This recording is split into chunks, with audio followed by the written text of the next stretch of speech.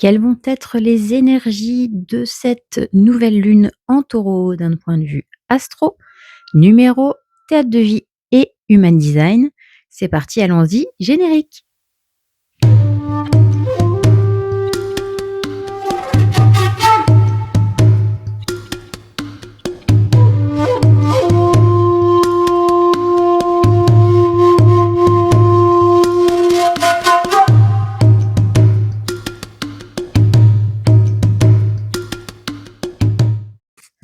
Bonjour et bienvenue sur Carto Design, j'espère que vous allez bien. On se retrouve aujourd'hui pour les énergies de cette nouvelle lune en taureau, sous un vent à décorner les bœufs, pour ma part, incroyable. Et on a perdu au moins 5 degrés, et vous inquiétez pas, ça va vite remonter tout de suite, car nous allons dépasser les 25 degrés d'ici demain. Donc voilà, tout va bien. Bon, c'est le mois de mai qui commence, quoi. Hein, voilà. Bref, allons-y, c'est parti d'un point de vue astrologique. Donc, d'un point de vue astrologique, nous sommes sur le signe du taureau. Le signe du taureau que j'affectionne particulièrement puisque mes deux parents sont taureaux, donc tant qu'à faire. Et mon grand-père aussi, feu mon grand-père qui était un de mes piliers aussi, donc voilà.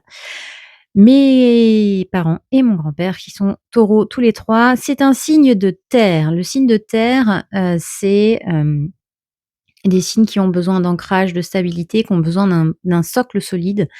Donc ici, en fait, c'est une nouvelle lune qui va vous permettre de remettre vos bases, remettre votre fondation d'une façon bien claire, bien carrée, bien droite, bien solide, hein. Surtout pour le taureau qui est un signe qui va être, bon, on va dire en règle générale, très tourné vers sa famille, hein. C'est quelque chose pour lui, la fondation a besoin d'être solide et la fondation, la première fondation, c'est la famille.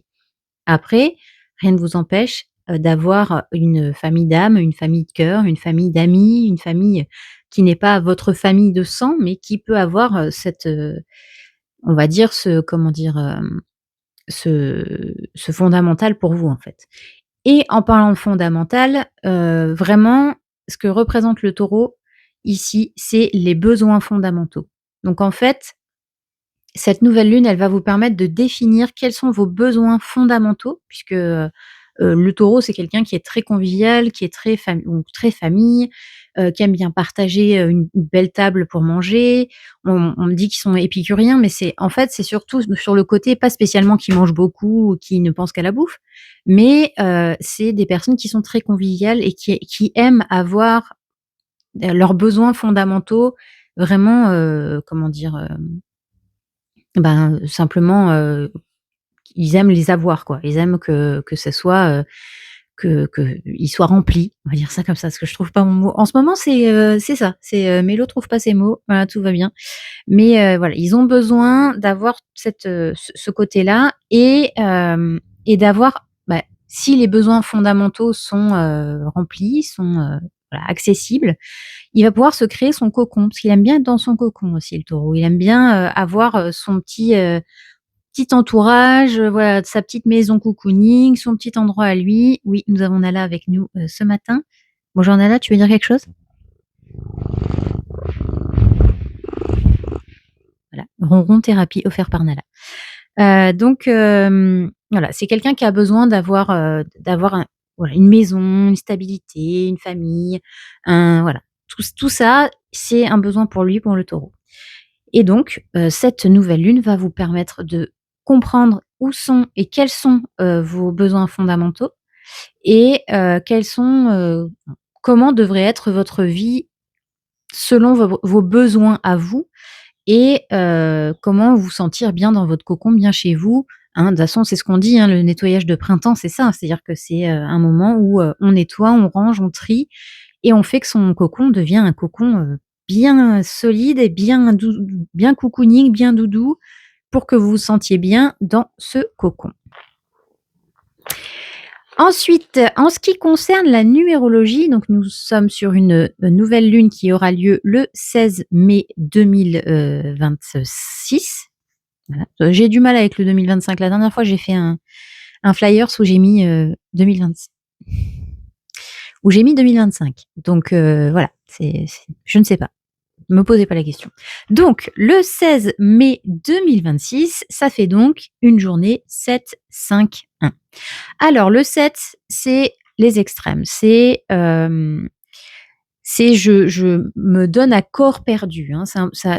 J'ai envie de dire, ça pourrait être le chiffre du signe du Scorpion. C'est-à-dire, le côté où, je donne tout, je suis à fond, c'est vraiment, si c'est soit je me donne totalement, soit je me donne pas du tout. Voilà, c'est un peu ça.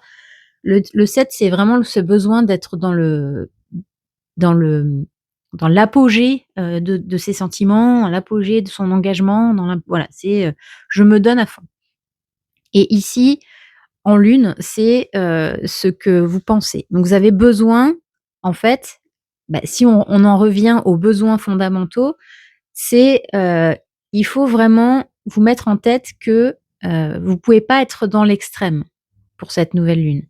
C'est-à-dire qu'on a besoin de savoir réellement quels sont vos propres besoins et et on en vient aussi avec le 7 à la vie spirituelle et cette vie spirituelle, elle a besoin de faire partie de votre vie. Elle a besoin d'être là, ça fait partie de vos besoins fondamentaux, en fait. Donc ici, on parle plus de philosophie de vie, on parle plus de tout ça plutôt que des extrêmes. Donc ici, voilà. Ce 7, il est dans la naissance d'une nouvelle philosophie de vie. Il est comment dire? Un besoin de mettre, sa vie spirituelle dans sa vie de tous les jours. C'est important pour le 7. Ensuite, le 5 et le 1, mais c'est comme pour la pleine lune, hein. Le 5, il va être dans le besoin de changement, on est comme je dis, hein, le mois du nettoyage de printemps, le tri, le rangement, le changement et en fait, le 5, il vient juste appuyer le fait que vous avez besoin d'avoir une nouvelle routine, d'avoir un nouveau, pour vous sentir de mieux en mieux chez vous, pour vous sentir de mieux en mieux dans votre corps et de sentir que vos besoins sont assouvis. Voilà, c'est le mot que je cherchais tout à l'heure. Les besoins, ils sont présents et ils sont, fondamentaux. C'est-à-dire que vous pouvez pas vivre sans vos besoins. Parce que vivre à côté de sa vie, c'est pas vivre sa vie. Voilà. Donc là, aujourd'hui, on vous demande, soyez réellement dedans. Soyez réellement, à l'écoute de vos besoins fondamentaux. Pas de vos envies, de vos besoins. C'est-à-dire que manger, c'est un besoin, dormir, c'est un besoin, être aimé, c'est un besoin, avoir une vie spirituelle, c'est un besoin. Voilà, c'est pas oui, la nouvelle voiture ou le nouvel iPhone, c'est pas un besoin, ça, c'est une envie. C'est différent. Les besoins fondamentaux, c'est vraiment ce que vous avez besoin de la base de la base de la base de la vie, quoi. Voilà. Donc ici on est, sur un besoin de mettre en avant cette vie spirituelle comme un changement de vie, comme quelque chose que vous posez enfin dans la matière. Et quand on accumule le 7, le 5 et le 1, ça nous fait un chemin de vie 4. Donc aujourd'hui, cette nouvelle lune, elle est dans le 4. Et le 4, c'est quoi? Attention, un terreau, parce que on vous en avait bouffé du 4 pendant le mois d'avril, c'est la structure. La structure, ça fait partie de remettre les besoins fondamentaux en priorité, c'est-à-dire que retrouver une routine, retrouver une structure qui vous permet de mettre vos besoins fondamentaux en priorité. Voilà, tout simplement. Donc on reste là-dessus et pareil, le 4, il y a aussi comme pour le Taureau, le côté famille, le côté, structure familiale, hein, le côté, cette base fondamentale, cet équilibre en fait, cette fondation. Donc on a aussi ce côté-là. Qu'est-ce que j'ai écrit d'autre? Eh bien voilà, j'ai dit que, comme pour le Taureau, hein, signe de terre, besoin d'ancrage, d'avoir une base solide, d'être, enraciné, d'être assez stable, donc tout ce qu'aime le Taureau, voilà. Dans le 4, c'est tout ce qu'aime le Taureau, la structure, le besoin de fondation solide et d'ancrage. Donc on est plutôt bon pour cette numérologie. Qu'est-ce que vous en pensez? En théâtre de vie maintenant, donc nous avons donc la carte numéro 16. Alors dans mes notes, je me suis trompée, heureusement que je me relis parce que sinon ça va pas le faire. Donc nous ne sommes pas sur le chariot comme je l'avais, précédemment écrit sur mes notes, mais nous sommes sur la maison Dieu puisque c'est la carte 16. Alors la maison Dieu ici, c'est extrêmement intéressant comme tout se regroupe, ici, on est sur une carte qui parle de fondations qui ne sont pas solides. Donc qui dit fondation non solide, dit la carte, enfin le la tour se casse la gueule concrètement. Voilà. Donc ici, ce qu'on vous demande, c'est de remettre les pierres petit à petit pour que la base soit solide. Parce que si vous partez bille en tête à faire un truc de fou, «Ah ouais, ça va être génial, on va faire ça comme ça», vous mettez juste une pierre sur une pierre sur une pierre sur une pierre, au bout d'un moment, la gravité va faire que ça va pas tenir, très longtemps. Par contre, si vous faites une base en ciment, que vous mettez pierre par pierre, que vous recimentez, que vous mettez pierre par pierre, doucement mais sûrement, là, vous allez avoir une base solide. Et ici, la maison Dieu, elle vous dit: «Attention, si vous n'écoutez pas vos besoins, si vous n'avez pas de stabilité, si vous n'avez pas de base et de fondation qui sont suffisamment ancrées et solides, vous allez pas aller loin. Vous allez devoir reconstruire. Donc ça va vous prendre de l'énergie. Ça et tout ça, le taureau, il aime pas. Il aime pas ça. Non, non, non, lui, il préfère avoir, une petite base, une petite maison, hein, un petit cocon, plutôt qu'une tour gigantesque si ça c'est pour que ça se casse la gueule. Ah, ils aiment pas, quand c'est pas stable, les taureaux. Non, non, non. Donc ici, on est vraiment là-dessus. C'est-à-dire qu'on a besoin d'avoir une base solide et d'être, et de pouvoir, ne pas, avoir à refaire la tour H24. Parce que non seulement, vous il ça vous coûte de l'argent, ça vous coûte de l'énergie, ça vous coûte tout ça, hein, de refaire la fondation, mais en plus ça vous blesse vous aussi et vous blessez pouvez blesser votre famille, vous pouvez blesser plein de monde. Donc en fait, c'est vraiment une carte qui vous appelle à la précaution et à l'importance de vos besoins fondamentaux. C'est-à-dire que si vous mangez bien, si vous bougez un petit peu, si, vous dormez bien, si, votre vie spirituelle est bien calme et cetera, vous allez avoir du calme, vous allez avoir une bonne santé, vous allez avoir, une bonne santé mentale, tout ça en fait et tout ça, ça joue si vous êtes bien reposé, que vous mangez bien, que vous avez suffisamment de minéraux et cetera, vous allez être en bonne santé et vous allez avoir une bonne santé mentale, tout ça va avoir des répercussions sur votre famille aussi et sur vos proches et sur vos amis et sur votre conjoint, votre conjointe, votre mari, votre femme, peu importe. Voilà, les personnes qui partagent votre vie vont aussi bénéficier de cette chose-là, puisque si vous êtes bien équilibré, tout va bien, tout simplement. Et ensuite, nous sommes également, puisque évidemment je l'ai pas préparé, sinon c'est pas drôle. Alors, notre petit empereur, il est où? Il est là. Voilà, donc nous sommes sur une carte, n'importe quoi, sur un jour 4. Donc une mission de vie 4. Ici, ça veut dire quoi? L'empereur, par rapport au on va dire aux énergies du jour, c'est, concrètement de remettre des bases, de mettre en place sa souveraineté individuelle pour pouvoir guider les autres et pour pouvoir protéger les autres, hein. Parce j'en parlais justement ce matin avec mon cher et tendre au petit déjeuner. On parlait de la différence entre l'empereur et le petit chef et le dictateur. L'empereur, en médecine chinoise, c'est l'organe du cœur. C'est-à-dire faire les choses avec le cœur. C'est-à-dire que l'empereur ici, il vous donne un côté où vous faites les choses avec le cœur, vous faites les choses faites en sorte que ceux qui sont dans votre cœur, que vous aimez profondément, soient protégés.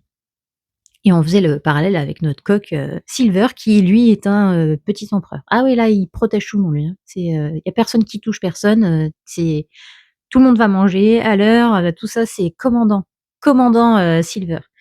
Mais c'est toujours dans le but de protéger. Voilà. Donc en fait, ici, on vous demande de protéger votre intérieur, de protéger votre souveraineté, de vous dire: «OK, mes besoins fondamentaux, c'est quoi?» Parce que si moi, je remplis mes besoins fondamentaux, je vais remplir les besoins fondamentaux de mes proches. Donc il y a pas d'égoïsme, hein, là-dedans, encore une fois. Et pour le reste des cartes, on a déjà fait le tour, pendant la pleine lune et la carte, de la roue de fortune qui est la carte de l'année, donc vous allez encore la voir et c'est pas la peine qu'on revienne dessus, 300 fois, hein, donc c'est de remettre les choses en marche. Donc ici, entre la maison Dieu et l'empereur, on est vraiment sur, encore une fois, poser des bases solides pour que ça tienne et pour que vous puissiez vous protéger et protéger ceux que vous aimez. Ensuite, en ce qui concerne l'human design, nous sommes sur la porte 8, ligne 2. Cette porte 8, c'est une porte qui a comme pour but, en fait, de faire des choses personnelles pour le collectif. Ça vous rappelle quelque chose? Moi, ça me rappelle un peu l'empereur, hein, je ne sais pas pour vous, mais voilà. Donc ici, encore une fois, on a une porte qui va faire des choses pour lui-même, enfin, on va faire des choses pour nous-mêmes, pour pouvoir ensuite le partager au collectif. Et ici, c'est la porte de l'exemplarité. Donc, on parle encore une fois de l'empereur, du pape, puisque le pape, c'est aussi la carte de ce mois-ci, hein, du mois de mai. Donc, on a vraiment ce côté-là. Et c'est une porte qui va donner l'exemple. Donc, je prends soin de moi, je donne l'exemple de quelqu'un qui prend soin de lui.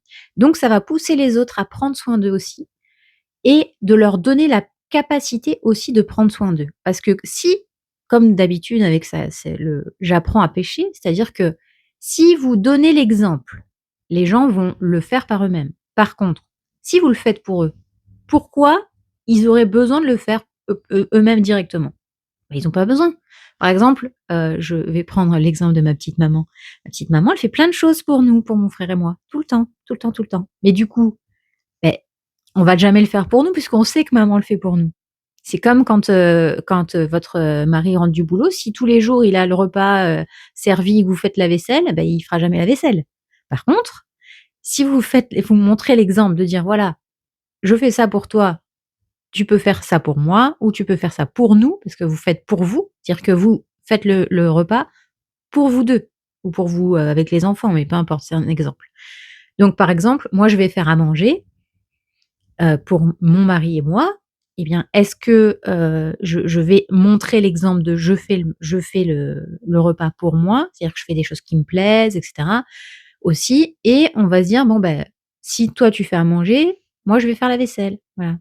C'est voilà, une question d'exemplarité, une question de partage, une question de choses comme ça, voilà.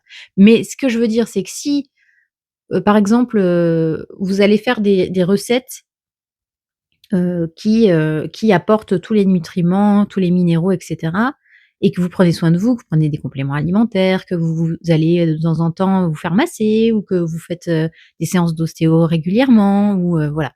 Beh, du coup, vos proches vont dire: «Waouh, tu as une jolie peau, c'est qu'est-ce que tu utilises comme crème?» Voilà, OK, je vais lui dire: «OK, j'utilise telle crème», les crèmes corps et âme, petite, moment de pub. Non, je plaisante. Mais voilà, j'utilise les crèmes corps et âme, mais aussi j'ai une bonne alimentation, je dors, suffisamment, je prends soin de ma peau tous les jours, je fais des nettoyages une fois par semaine, mais c'est pas juste je mets une crème et tout va bien. C'est que c'est un ensemble.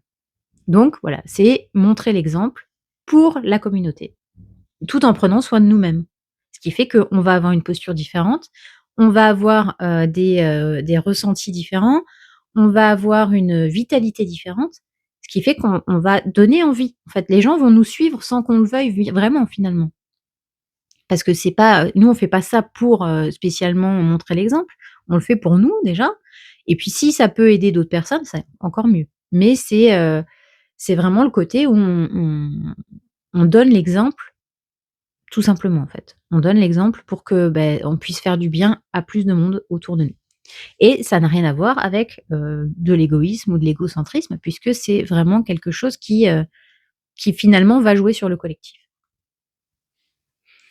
Voilà, c'est tout pour moi. J'espère que ces énergies, de cette nouvelle lune, vous ont plu. N'hésitez pas à me le dire en commentaire si vous ressentez des choses, qui pourraient corréler avec ce que je viens de vous dire. N'oubliez pas que ce soir, samedi, 16 mai, je fais un live sur Facebook sur la page Carto Design, donc n'hésitez pas à venir, beh, de venir avec nous, hein, pour partager tout ça. J'irai un peu plus en profondeur, je donnerai un peu plus de détails par rapport à toutes ces énergies-là, donc n'hésitez surtout pas à venir faire un petit tour. Sur ce, je vous souhaite, une excellente journée. J'espère à ce soir. À tout de suite pour le tirage, la guidance spécifique pour cette nouvelle lune selon votre type d'human design et encore une fois, si vous ne connaissez pas votre type d'human design, n'hésitez pas à me donner vos informations, date, heure et lieu de naissance en message privé sur mes différents réseaux sociaux. Voilà, je vous dis à tout de suite. Ciao, ciao!